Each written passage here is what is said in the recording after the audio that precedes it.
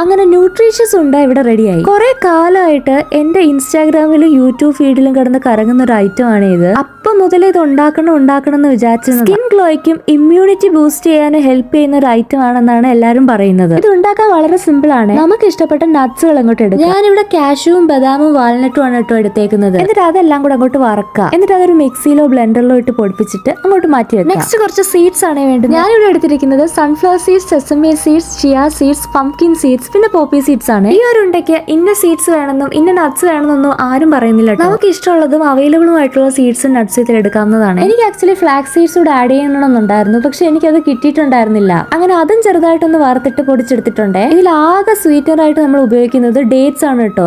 അതും കുരു കളഞ്ഞിട്ട് മിക്സിയിൽ ഒരു പേസ്റ്റ് പരുവത്തിലിട്ട് ആക്കിയെടുക്കുക. ഒരു ഫ്ലേവറിന് വേണ്ടി സ്വല്പം ഏലക്ക പൊടി കൂടി ഇരുന്നോട്ടെ. എന്നിട്ട് കഴുകി വൃത്തിയാക്കിയ കൈകൾ കൊണ്ട് ഉരുണ്ട പരുവത്തിൽ ഇതുപോലെ ആക്കിയെടുക്കുക. ഒരു വീക്ക് വരെയെങ്കിലും ഫ്രിഡ്ജിൽ ഇരുന്നോളും.